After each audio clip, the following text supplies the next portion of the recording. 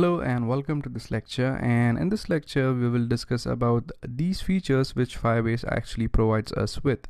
So if you go to analytics is actually a feature provided with Firebase which actually gives you kind of the analytics of your application, that is nothing but the number of downloads and every other data like that. Now as you could see right now, you cannot see anything in the analytics section because we have not yet configured the analytics part over here in the Android Studio. And now let's learn about authentication. So if you click on authentication, as you could see, it actually shows you the list of users which are actually using your app. So let's say you have a bunch of users using your app who are actually signed in your application. You will get their email address and you will also get the date when they actually signed up, and you're also going to get the unique user ID. Now if you move on to the sign in method, as you could see, there are a bunch of options over here which you could use so that your users are logged in into your application. The first one is email and password, which is currently disabled, and that is basically when the user registers on your application by using his email and some default password.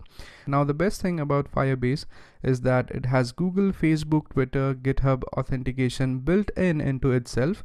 So what you simply need to do is that you need to enable this authentication and add in a bunch of code into your Android application, and your app will now be able to handle authentication via Google, Facebook, Twitter or GitHub. So this is one cool feature provided by Android Studio. Now let's move on to the database, which is the thing which we are going to learn in the upcoming few lectures. So as you could notice, the Firebase database is not a relational database, and also it's not actually present in a tabular format as the SQL or MySQL databases are present in a tabular format, wherein you have a bunch of rows and columns, and the rows actually represent data sets, whereas the columns actually represent various attributes. So we will learn how this Firebase database is different from the traditional databases and also how to work with them. So the main focus of this section is to basically deal with databases. Now the next important thing about Firebase is the storage.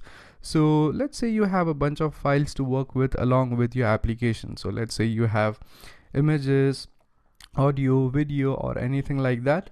What you could do with Firebase is that you could go ahead, store, retrieve the user generated data like images, audio, video or anything like that without any kind of server code. So that is one more cool functionality provided with Firebase. And now let's go ahead and start working with the database itself. So as you could see, the database actually has this kind of key over here, and what this actually does is that it allows us to store the data further. And as you could see, this thing actually says Firebase application and it has the value null. And if you switch back to rules here, currently as you could see, these are the rules, and the rules for reading or writing to this database currently say that the authentication should not be equal to null.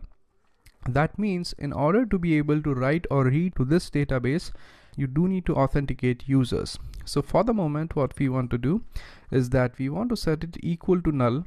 That is, we basically want the user to be able to add or read data from the Firebase database even if there is no authentication. So when we make these changes, you need to hit publish. That's going to eventually save these changes, and now you're basically able to add data or read data to this particular database. So once this thing is done, we are pretty much done with the introductory part of Firebase. So we have basically done configuring the Firebase database rules as well. So now in the next lecture, what we will do is that we will learn how to write data to your Firebase database. So thank you very much for watching, and I'll see you guys next time.